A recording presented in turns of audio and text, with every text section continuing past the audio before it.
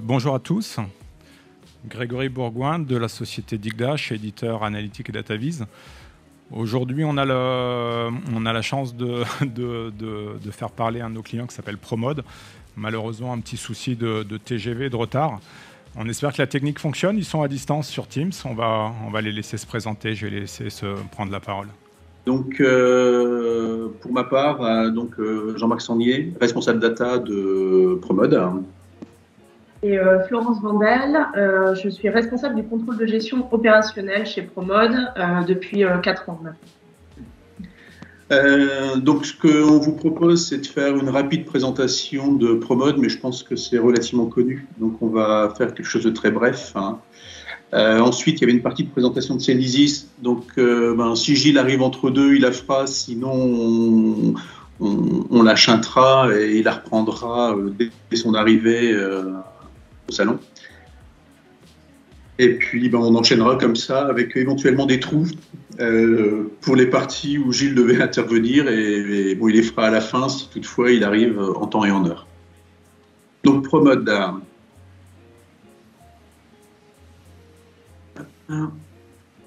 Donc, Promode, c'est une société de prêt-à-porter féminin qui a été créée en 1975 par Francis Charles Paulet. Tout est parti donc en 1975 d'un rachat d'une petite ligne de lingerie qui a été transformée assez rapidement en un ensemble de boutiques de prêt-à-porter. Et c'est une entreprise familiale. Et aujourd'hui, comme vous voyez sur la photo, notre président actuel, c'est Julien Paulet, qui est un des fils du fondateur. Donc rapidement sur l'histoire, donc la création en 1975. En 1988, on a atteint les 150 magasins. France-Belgique, c'est vrai que sur l'île, on est juste à la frontière, donc c'était relativement facile de s'étendre en Belgique. Et il y a eu un rachat d'un parc de magasins pré-maman prénatal qui nous a permis d'augmenter assez rapidement le parc. En 1991, il y a eu vraiment les premiers magasins à l'international et un nouvel entrepôt basé dans le Nord de 15 000 m². Qui lui permettait effectivement de préparer une expansion de la marque. En 1999, on a été un peu précurseur, puisque à l'époque, les sites de vente sur le web ne couraient pas les rues. Et à l'issue d'une expérience qui avait été faite à l'époque avec IBM sur un Noël, on a décidé de créer un premier site marchand. Notre promode.com. Ensuite, il y a eu une accélération des ouvertures à l'international jusqu'en 2006 où on avait environ 500 magasins dans le monde. Et donc là, depuis l'arrivée de Julien, notamment à la tête de l'entreprise, donc en 2018, il a pris la présidence. En 2019, il est devenu PDG, donc président-directeur général, seul à la tête de Promode.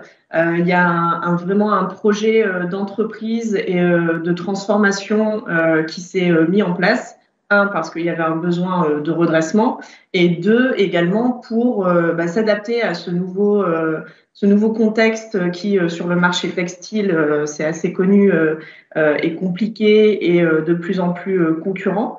Donc, un gros projet d'entreprise avec notamment, et le sujet qui va nous intéresser aujourd'hui, un des piliers qui est la data.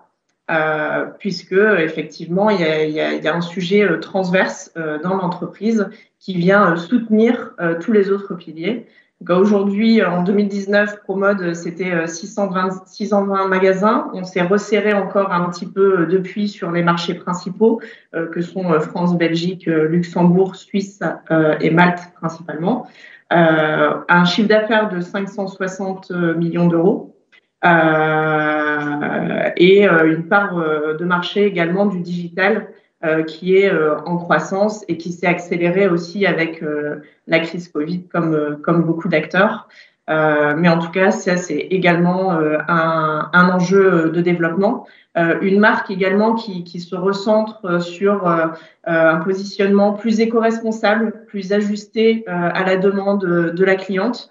Et donc, beaucoup de projets qui vont dans ce sens-là. Et forcément, la data est au centre de tout ça, puisqu'on va bien connaître notre cliente pour vraiment s'ajuster à son besoin. Également, en termes de valeurs, c'est quelque chose de très important chez Promode, des valeurs qu'on vit vraiment au quotidien et qui reflètent bien la marque, que sont l'authenticité, l'audace, l'enthousiasme, l'engagement et le travail ensemble, avec aussi des démarches projets très fortes qui se sont mises en place depuis 2 ans. Alors, normalement, maintenant, c'était à Gilles de parler. Je suppose qu'il n'est toujours pas là. Non, il n'est toujours pas là. Alors, juste pour tu m'entends, Jean-Marc, ou pas? Oui, je t'entends. Ouais, je t'entends. on s'entend bien. Alors, simplement, effectivement, on attendait également la société conseil qui a accompagné Promode dans ce projet-là, qui s'appelle Cenesis. Peut-être certains d'entre vous les connaissent, sont basés à Lille. Et Gilles, donc, qui est directeur conseil de Cenesis, va nous rejoindre d'ici à peu près un quart d'heure. Allez, je te laisse la parole, Jean-Marc et Florence. Donc, je vais chanter la présentation de Cenesis et puis il la fera. Du coup, ça va être un petit peu chamboulé dans la présentation qu'on avait prévue. Donc, je chante ces slides. Donc, le besoin Promode. Donc, toujours en lien avec ce projet data et cette vision et ce business plan qu'on a pu écrire, un des constats qui était fait, c'était le manque d'accès à la data en transverse par les experts opérationnels. C'est-à-dire qu'on avait un accès à la data qui était beaucoup dans les mains de notre direction informatique, qui mettait à disposition beaucoup d'informations. En l'occurrence, on avait pas mal de dashboards à disposition, mais aussi avec des indicateurs qui n'étaient pas forcément normés derrière et où, du coup, il y avait un manque d'appropriation aussi des métiers opérationnels sur ces indicateurs, leurs règles de gestion et leur utilisation. Donc, il y a eu vraiment ce sujet qui a été remis au centre. Alors, le sujet data, dans un premier temps, il avait été plutôt abordé sur la partie data science également, puisqu'on a tout un volet sur l'exploitation de la donnée et le travail de modèles. Mais on a très rapidement décidé d'étendre ce sujet data à toute la partie gouvernance et dashboard pour le pilotage de l'activité. Donc, il y a vraiment 3 piliers qui est 1, la communication des règles associées aux indicateurs. 2, un management beaucoup plus visuel du pilotage de l'entreprise avec quelque chose de plus percutant, de plus engageant et de beaucoup plus facile à lire en termes d'interprétation et d'identification également des leviers d'action. Et également la volonté d'avoir un outil plus collaboratif pour nourrir l'analyse opérationnelle. Parce que c'est vrai qu'on pouvait avoir des reportings qui sortaient à droite, à gauche, avec des lectures et des interprétations qui étaient complémentaires, mais pas forcément collaboratives, et du coup avec une lecture de l'activité qui était parsemée par-ci, par-là. Et donc, voilà, on avait vraiment besoin d'avoir du reporting transverse, multimétier, plus visuel et harmonisé. Donc là, normalement, Gilles devait intervenir, donc je vais chanter légèrement ces slides. Il devait intervenir sur effectivement l'importance de la gouvernance, mais je pense qu'il le fera dès qu'il arrivera. Et donc, à partir de ce besoin, qu'est-ce qui a fait qu'on a choisi Digdash, Donc, en gros, tout a commencé courant premier semestre 2019, où effectivement, comme le disait Florence, la décision de revoir l'ensemble de nos dashboards s'est posée. Et on a décidé de faire évoluer nos outils qui commençaient à dater un peu. Et donc, bon, on a fait, comme tout le monde, un tour d'horizon des solutions du marché en impliquant les métiers directement avec la SI pour choisir le produit qui nous semblerait le mieux adapté à notre besoin. Assez rapidement, il y a deux solutions qui ont émergé. Et donc, on a tout simplement fait des POC, démarche classique. Hein. Et à l'issue d'EPOC, effectivement, le choix s'est porté sur Digdash hein, avec l'intégrateur local, Cenesis, hein, puisque on a la chance de les avoir sur l'île à côté de notre siège. Les critères majeurs de choix. Alors, tout d'abord, il y a une des choses qui différencie Digdash par rapport à une partie des concurrences, de la concurrence, c'est la possibilité relativement facilement d'enregistrer des saisies directement en base de données, c'est-à-dire directement à partir de l'outil. On peut mémoriser des informations, les enregistrer en base de données et pour les réexploiter derrière hein, dans Digdash, mais aussi ailleurs dans le système d'exploitation. Et alors, différentes solutions le proposent, hein, mais à l'époque, effectivement, Digdash se différenciait par la facilité à le faire par rapport aux autres solutions. On en reparlera un petit peu après de cette possibilité-là. Derrière, jusqu'à présent, on avait une modélisation qui était très éparpillée. En gros, on avait des outils qui étaient relativement souples, hein, mais qui, je dirais, nous incitaient à aller très vite et à avoir une modélisation qui était vraiment explosée. On en avait partout. Et par effet boomerang, en fait, le choix de Digdash hein, nous permettait d'avoir une modélisation qui était hyper centralisée, un schéma unique des données et des KPI calculés. Ce qui fait qu'au niveau des échanges hein, avec le métier, entre autres ceux qui ont accès à Digdash pour faire de la self-BI, hein, on avait effectivement un modèle central et des KPI qui étaient prédéfinis et qu'on ne pouvait pas manipuler forcément à volonté et détourner de leur usage primaire.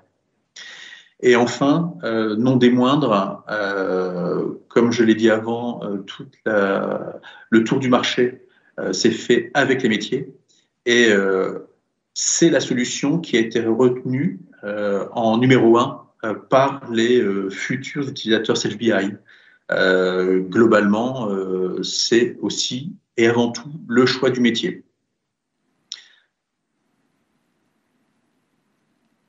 Donc, dans la roadmap, donc tout a été signé fin 2019 hein, et l'installation du logiciel hein, et la prise en main par notre IT a commencé en janvier 2020 hein, avec un premier objectif qui était, pour se faire la main, un premier développement à destination des magasins. Il faut savoir que les magasins étaient chez nous un peu les parents pauvres, hein, dans le sens où l'apport de la donnée au niveau des magasins n'était pas forcément facile. Hein. Il s'appuie sur des outils qui sont disparates. Donc, pour avoir une information, les magasins étaient obligés de jongler entre différents outils et compiler les informations. Et donc, pour nous, s'occuper en premier des magasins était plutôt très intéressant et pouvait apporter un vrai plus à l'analyse au niveau des responsables de région et des responsables de chacun des magasins. Alors, ce premier trimestre 2020, il a été plutôt perturbé parce que quand on travaille avec des magasins qui assez rapidement se trouvent fermés pour une raison que personne n'ignore, le démarrage ne s'est pas forcément passé de façon optimale. Hein. Vous vous en doutez. Néanmoins, vers juillet, début du deuxième semestre, on a terminé un premier jet d'application et qu'on a mis le premier prototype qu'on a mis en place dans 4 magasins tests. L'adhésion des magasins tests a été très rapide hein, et relativement vite, on a décidé d'étendre à l'ensemble des magasins français puis étrangers. ce qui fait que milieu du deuxième semestre, la quasi-totalité des magasins français et étrangers avaient ce premier jet d'application. En début de cette année, on a décidé d'élargir le périmètre, vu l'adhésion des magasins à ce projet. Il y a énormément de demandes complémentaires qui sont arrivées pour étoffer cette première application et pour pouvoir donner une vision plus 360 de l'activité magasin à chacune des responsables.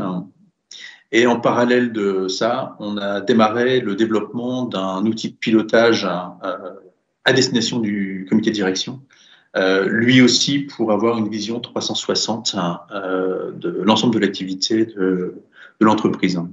Là, du coup, on n'est pas centralisé uniquement sur l'activité magasin et les paramètres magasin classiques qu'on peut connaître. On est vraiment sur un reporting multimétier, donc qui touche à tous les domaines, pour avoir une vision 360 des zones de risque, des indicateurs clés de la performance de l'entreprise dans sa globalité. Donc, on est vraiment sur un reporting très complet. On va en parler après un peu plus dans le détail, qui n'est pas encore terminé aujourd'hui parce que c'est aussi en lien justement avec tout le sujet de la gouvernance de la donnée, de la mise à disposition de la donnée qui prend un temps considérable.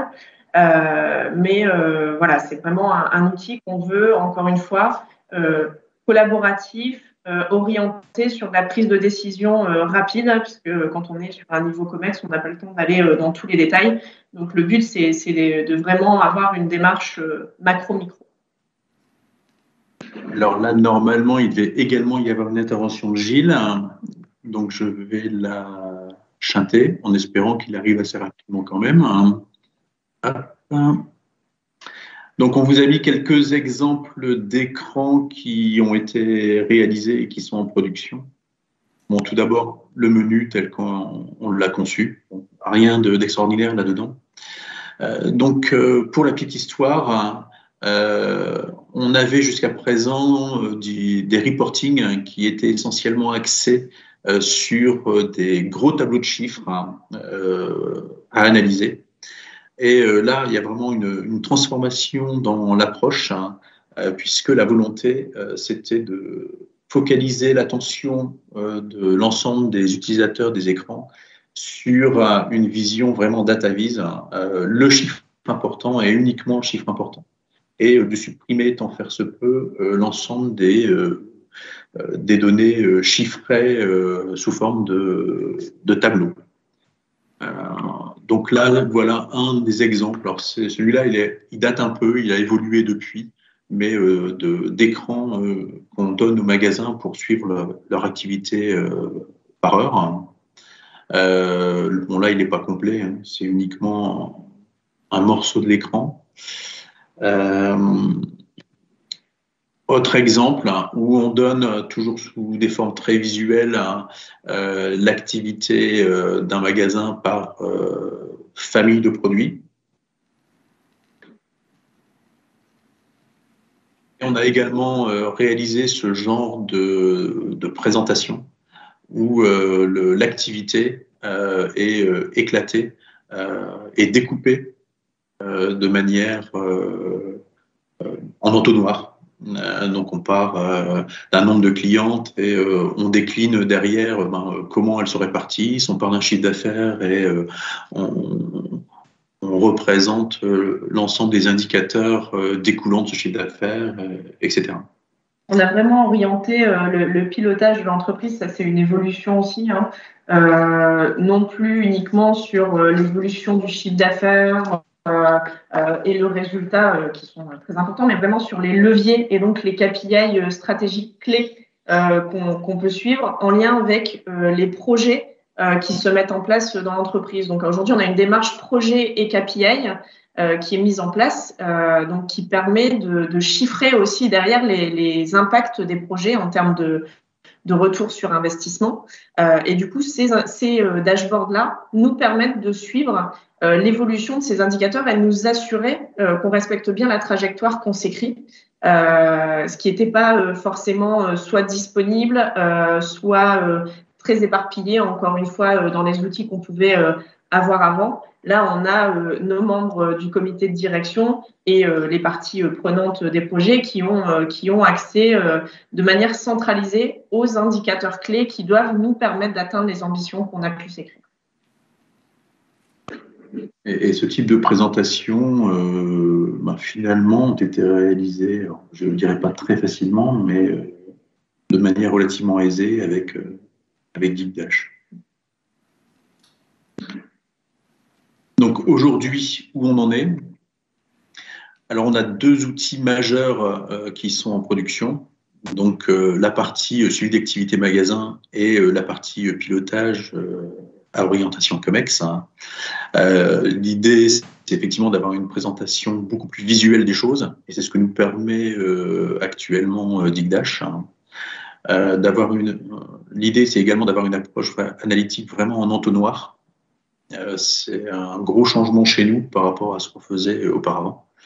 Une navigation beaucoup plus intuitive entre les différents pavés. Mettre à jour ce qui est essentiel et uniquement ce qui est essentiel. C'est vrai que nos anciens tableaux de bord avaient une tendance à disperser l'attention sur de multiples chiffres, et finalement une partie des utilisateurs passait à côté de l'essentiel, tout simplement parce que le focus n'était pas mis sur ces KPI-là. Et également une aide importante au suivi quotidien en magasin. Chose, comme je l'expliquais tout à l'heure, qui, avec les anciens outils, était relativement complexe. Ce qu'on peut dire, c'est qu'effectivement, l'accueil de Digdash a plutôt été enthousiaste des premières populations qui ont été concernées. Au dire de certains régionaux, certains magasins sont devenus accros, peut-être un peu trop. Ils arrivent dans le magasin et dès le matin, ils sont connectés à l'application et commencent directement à travailler avec l'application. Donc c'est bien dans un sens, mais bon, à surveiller. Et ce qu'on peut dire aussi, c'est attention à la conduite du changement qu'il ne faut surtout pas négliger quand on a ce type de transformation. Puisqu'on a constaté que beaucoup d'utilisateurs, alors pas trop en magasin puisqu'ils n'avaient pas forcément grand-chose, mais au siège, et avaient beaucoup de mal à lâcher les reportings historiques. D'autant qu'aujourd'hui, on vit encore avec les deux systèmes en parallèle, parce qu'on ne peut pas faire un from scratch, il y a trop de reporting à retravailler par domaine, donc ça va prendre du temps. Et effectivement, là, ce qui se passe, c'est que les gens ont du mal à passer sur la nouvelle version Digdash, donc ça demande vraiment de l'animer. Donc c'est quelque chose qu'on commence à mettre en place, notamment avec le comité de direction, où on utilise directement le reporting en animation des réunions, par exemple sur la lecture de performance d'activité. Et où on vient renseigner toutes les semaines, de manière collaborative, encore une fois, les explications, les zones. En fait, on a des zones de commentaires où les utilisateurs privilégiés, experts, notamment contrôle de gestion, viennent saisir leurs explications de l'activité. Et donc, autant sur certains pavés, vu que c'est de l'information qu'ils n'ont pas ailleurs, donc ils ont une information supplémentaire, ils vont dans Digdash, mais pour les choses qu'ils avaient déjà historiquement, il y a encore beaucoup de mal à passer sur le nouveau reporting. Et donc, vas-y. Donc le sujet de la gouvernance, on n'est pas forcément rentré beaucoup dedans, parce qu'effectivement Gilles devait en parler plus largement, mais c'est vraiment un des sujets qu'on a mis au cœur de ce travail sur la data et la mise à disposition des reportings, parce que, encore une fois, un indicateur qui n'est pas défini et compris par tous, c'est un indicateur qui va être mal utilisé. Donc, dans la démarche projet sur la mise en place de Digdash et le sujet data au sens large, la gouvernance de la donnée et la redéfinition des indicateurs importants pour l'entreprise, leurs règles de gestion derrière, prend énormément de temps. C'est quelque chose qu'on avait sous-estimé objectivement au début du projet. C'est quelque chose qui peut être chronophage, mais qui en fait est indispensable pour que ensuite l'outil soit correctement utilisé et compris de tous. C'est vraiment une clé importante pour la suite du projet. À aujourd'hui, DeepDash, il est utilisé en création essentiellement par les équipes informatiques. On a été accompagné déjà par Gilles au niveau opérationnel pour commencer à prendre en main l'outil. Mais en fait, il y a encore tout un travail de mise à disposition de la donnée pour des utilisateurs finaux métiers à faire. Donc, en lien avec la gouvernance, donc où là, on travaille un dictionnaire de données avec les règles de gestion liées aux indicateurs qu'on met en place. Également sur l'architecture de présentation de la donnée, c'est-à-dire à l'intérieur de DeepDash, comment on classifie les différents indicateurs pour les rendre facilement trouvables dans DeepDash. Et du coup, derrière, on va devoir redéployer très certainement des sessions de formation pour remettre les gens dedans parce que les premières formations avaient été faites de mémoire juste avant le premier Covid. Oui. Et donc, effectivement, il va y avoir besoin de faire du refresh. Comme tout outil, ça demande de l'entraînement, ça demande de la prise en main et de l'accompagnement là-dessus. Et donc aujourd'hui, où on en est, donc effectivement, l'appli pilotage, ça avance, mais on n'a pas encore une vision 360, hein, tout simplement parce que il y a encore une partie des KPI qui sont à définir et à ajouter. Sur la partie magasin, il y a une volonté d'offrir aux responsables la possibilité de saisir directement différentes informations dans l'application, telles par exemple les objectifs horaires. Hein. Comme je l'avais dit tout au début, ça faisait partie des critères sur lesquels qui avaient été prépondérants au choix de DeepDash. Hein. Là, clairement, on a énormément d'échanges avec DeepDash. C'est l'avantage aussi d'avoir affaire à une société basée en France et avec lequel on peut être en contact constant direct, hein, décrocher son téléphone et c'est bon. Et effectivement, on a eu pas mal d'échanges et la prochaine version qui doit sortir incessamment sous peu, va beaucoup plus loin dans cette partie-là. Et pour ce qu'on en a vu pour l'instant, va encore plus nous faciliter l'intégration de ces données directement de DeepDash dans notre système d'information. Donc normalement, je ne sais plus, je crois que c'est en octobre que ça sort, octobre ou novembre. Et donc on devrait très très rapidement enchaîner pour tester ces possibilités-là et donc pouvoir ouvrir très très vite au magasin la saisie de ces différentes informations qu'on veut récupérer. Et enfin, le vieux loup de mer classique, hein, le décommissionnement de vieux tableaux de bord. Bon, effectivement, quand on a des tableaux de bord qui existent depuis plus de 20 ans, déjà les technologies, c'est galère de les maintenir. Les évolutions, c'est plus possible parce que c'est trop vieux. Et ces tableaux de bord, si certains KPI sont toujours d'actualité, d'autres sont complètement, je dirais, obsolètes. Hein. Et donc, on a commencé également en parallèle à décommissionner une partie de tableaux de bord. Donc, on a commencé par les plus anciens, ceux qui avaient effectivement une vingtaine d'années. Donc, ceux-là sont en production. On n'a pas parlé là, mais effectivement, c'est en production. On va décommissionner incessamment sous peu.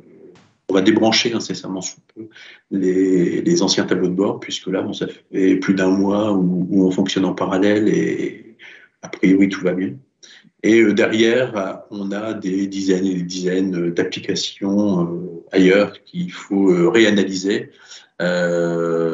supprimer tout ce qui est obsolète hein, et rafraîchir tout ce qui est encore utile et indispensable. Donc ça, c'est un des gros sujets pour l'année 2022 de notre côté. Gilles est arrivé ? Alors Gilles n'est pas encore avec nous, décidément, c'est le fil rouge de la présentation, ce Gilles. C'est le fil rouge de... Je vous propose... Alors merci déjà Florence et Jean-Marc d'avoir pris la parole à distance et merci à l'équipe d'avoir pu organiser ce live. Peut-être laisser quelques interactions avec l'audience. Je ne sais pas s'il y a des questions dans la salle. On peut peut-être faire tourner le micro s'il y a des questions, lever le bras éventuellement. Alors, il y a une question, je vais peut-être m'avancer. C'est ce micro-là ou il y a un autre micro? Non, c'est pas ce micro-là. Il y a un autre micro derrière vous, a priori. Alors, c'est la personne. Il y a une personne ici qui a une question. Et Gilles arrive. Le temps que Gilles s'installe, vous allez avoir une première question. Oui, bonjour. Je voulais savoir si votre projet donc, de BI allait être peut-être une première étape vers un projet plus global de mise en place d'un data lake. Pour exploiter peut-être les données plus largement et pas juste au niveau de l'activité peut-être de magasin et peut-être l'étendre à d'autres unités et business units. Et puis l'autre question, c'est sur le cloud. Est-ce que vous prévoyez peut-être, déjà c'est une solution peut-être que vous avez vous internalisée ou est-ce que vous avez évalué d'autres solutions, notamment le cloud, et pourquoi ne pas avoir peut-être retenu ce type-là de solution, peut-être pour des côtés de gouvernance de souveraineté? Alors, effectivement, tout notre projet data se passe dans le cloud. Effectivement, on a un data lake qui est en construction. Alors, on était parti sur une solution que finalement, on est en train de faire évoluer actuellement. Mais effectivement, tout se passe dans le cloud et une bonne partie des données qui sont exploités par Digdash, en fait, partent aujourd'hui du cloud. Ça répond à votre question ou... Alors, quel type de cloud nous est demandé? Alors, aujourd'hui, on est sur une plateforme Cloudera. Et en fait... on vient décider d'abandonner ce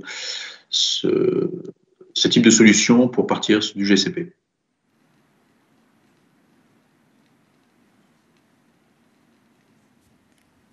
J'ai une question sur le chat. Est-ce qu'ils ont d'abord défini leur KPI et leur utilité par métier ou d'abord la recherche des solutions dans le marché qui leur ont aidé à les définir? Non, on a commencé, toute la partie gouvernance a commencé avant le choix du produit.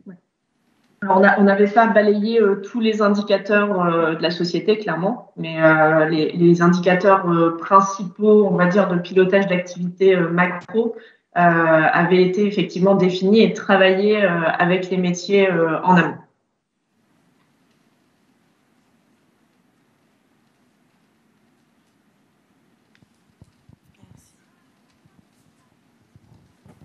Peut-être puisque Gilles, il reste, on a jusqu'à 11h, je vois qu'il est 53. J'ai une question, je ne sais pas si je peux la poser. Peut-être on va laisser déjà une question et je te laisserai... Bonjour à tous. Question très rapide. Quel était l'autre acteur retenu avec Digdash pour le POC? Je dois le dire, c'était ClickSense. Ok, merci. Une question, s'il vous plaît, si c'est possible. Alors, est-ce que vous avez parti en fait sur un ancien entrepôt de données où vous avez reconstruit en fait un nouveau entrepôt de données pour votre projet avec Digdash? En fait, les deux, puisque effectivement, on est en construction d'un data lake et donc il y a une partie des data qui sont aujourd'hui sur notre plateforme. Donc Digdash récupère une partie des données sur la plateforme et pour certaines données qui ne sont pas encore montées, on tape sur notre ancien entrepôt de données. Aujourd'hui, on est vraiment en construction sur la plateforme. Ça prend aussi du temps. On est en train de restructurer pas mal de choses. Il y a beaucoup de KPI qui changent. Et donc, on jongle pour l'instant avec les deux. Et justement, est-ce que vous avez développé en interne les applications et l'entrepôt de données ou bien vous passez par des prestataires qui vous accompagnent pour la réalisation de votre entrepôt de données et votre application? Alors, tout ce qui est historique, c'est que de l'interne. Et effectivement, on n'a pas assez de ressources internes pour notre projet de monter tout ça dans le cloud. Et donc, on se fait accompagner sur cette partie-là par des acteurs locaux, donc du côté de Lille. Une dernière question. Combien d'applications métiers en fait est basé vous exploitez combien de sources de données pour alimenter votre entrepôt de données? Combien de domaines? Beaucoup. Beaucoup.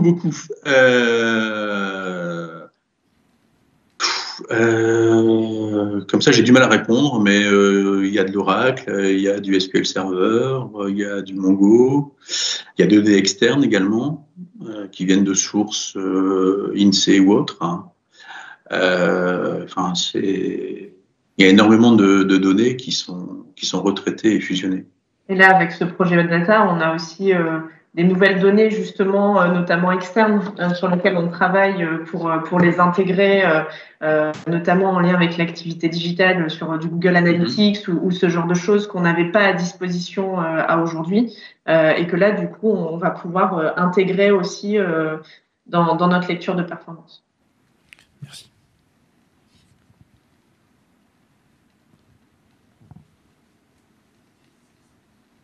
Bon, je reprojette pour toi, Gilles, la partie présentation Célisis.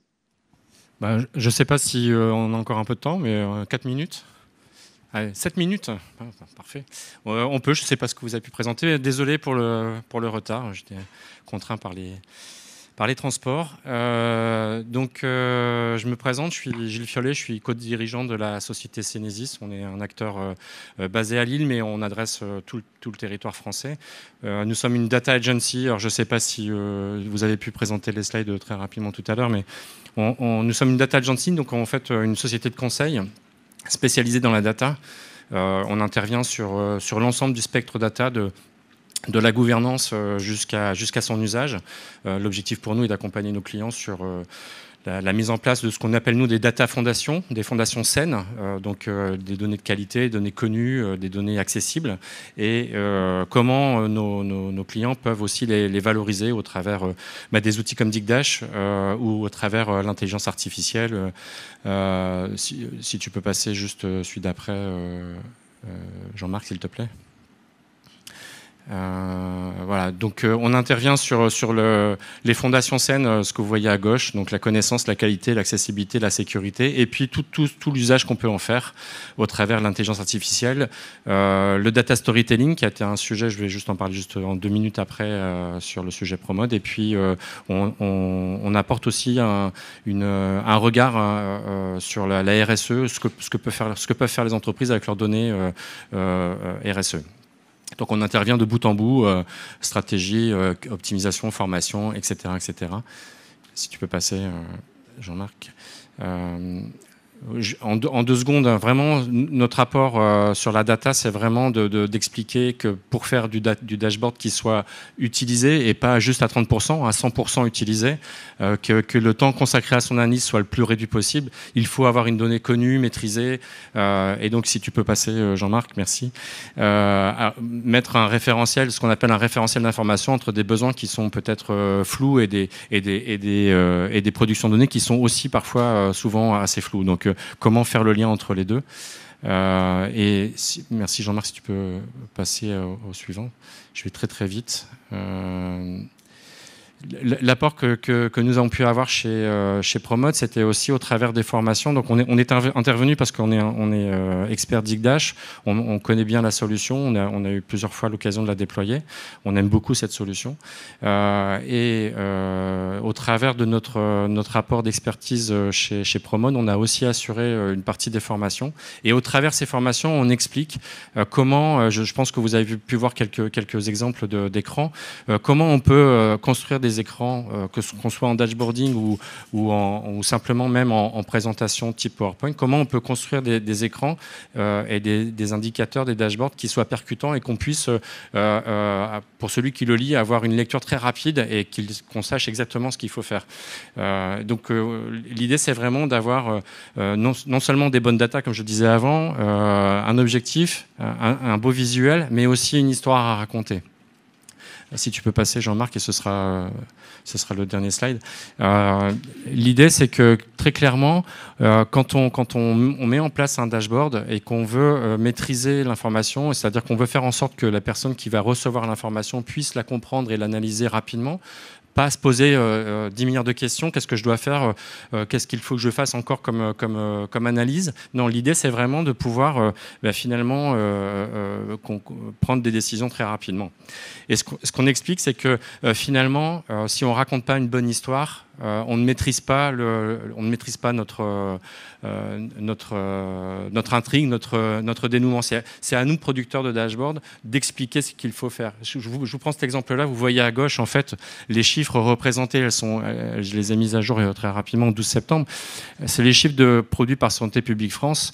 Ils veulent nous faire passer un message, qu'on soit d'accord ou pas d'accord, peu importe, mais ils veulent nous faire passer un message avec ces chiffres-là pour nous expliquer une situation et qu'on puisse s'alarmer de cette situation. Si on reprend les mêmes chiffres ou à peu près les mêmes chiffres et qu'on les retourne dans un autre sens, c'est-à-dire qu'on essaie d'en faire l'inverse, on peut avoir une lecture tout à fait autre du dashboard. On peut peut-être se dire finalement, c'est pas si grave que ça. Donc quelque part, la façon dont on va représenter l'information, la façon dont on va la calculer, la règle de gestion, la mise en place de ces indicateurs-là vont faire que globalement, on aura une lecture tout à fait différente et potentiellement une décision différente. Donc il est important pour des personnes comme Florence d'amener en fait finalement déjà une première lecture qui va faire que le magasin, la supply, va pouvoir prendre une bonne décision. Voilà l'apport qu'on a pu avoir au-delà de l'expertise de l'outil, ce qu'on a pu aussi avoir comme expertise auprès de Promode, au travers des formations notamment, où on essayait de donner des bons conseils autour de ces représentations. Voilà. Merci beaucoup. J'ai essayé de faire très vite. J'espère que j'ai été clair. Bravo, bel exercice, hein, on a aussi peu de temps. Je crois qu'il nous reste encore 2 minutes s'il y a peut-être une dernière question de l'audience.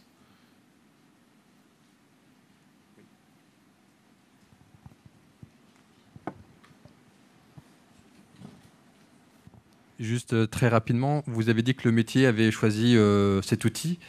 C'est quoi les remarques qu'ils vous ont fait? Pourquoi ils ont choisi DigDash? Est-ce que c'est esthétique ou voilà? Est-ce que vous pouvez un peu préciser ou pas plus que ça? Alors, le premier sujet, il était de pouvoir utiliser l'outil plus facilement en création de reporting sans avoir à faire du script. Historiquement, on était sur ClickView.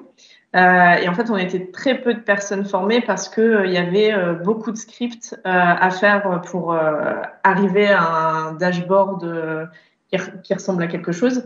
Donc, un des points très importants, c'était ça. Donc, de pouvoir créer des tableaux de bord et des graphiques simplement avec des indicateurs précalculés. Donc, ça, c'est le deuxième sujet, c'était d'avoir effectivement ces indicateurs précalculés.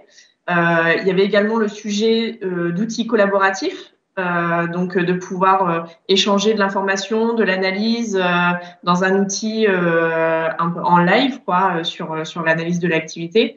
Et effectivement, il y avait aussi quand même le sujet esthétique qui était quand même plutôt pas mal chez DigDash, et on peut faire des trucs bien sympathiques en termes de déroulé et de storytelling. On a vraiment quelque chose qui rend pas mal. Sachant que pour compléter, hein, sur DigDash, l'outil est entièrement personnalisable. C'est aussi une grosse force de DigDash, hein, pour ceux qui nous connaissent. C'est du full web. On fait ce qu'on veut avec DigDash en termes de représentation graphique. Donc là, le choix qui a été choisi a priori par le choix de Promode, c'était une vision a priori très épurée, hein, comme le dit Gilles, d'aller droit à l'essentiel, hein, dans la lecture, faciliter la lecture. Mais c'est un parti pris. On a vraiment, chaque client a son propre dashboard, son propre visuel, sa propre manière de représenter l'information, quoi. Et malgré tout, même si on a une présentation très visuelle, on a aussi la possibilité de mettre encore du tableau si on le souhaite dans ces reportings. Donc là où on parlait aussi des historiques, de la capacité à changer ça, on a aussi des interlocuteurs qui sont attachés à certains tableaux chiffrés. On a la capacité aussi de leur fournir ça, mais peut-être sur des pages secondaires, par exemple. Je vois que l'écran clignote. On a usé tout notre temps, a priori. On va vous saluer, Jean-Marc, Florence. Merci à vous. Merci Gilles d'être venu. Merci à l'audience. Merci beaucoup. Pour ceux qui souhaitent en savoir plus, soit poursuivre les échanges d'ailleurs, que ce soit avec Cenesis, Gilles ou avec Digdash, nous sommes présents sur le stand A43. Vous êtes les bienvenus pour poursuivre. Merci à tous.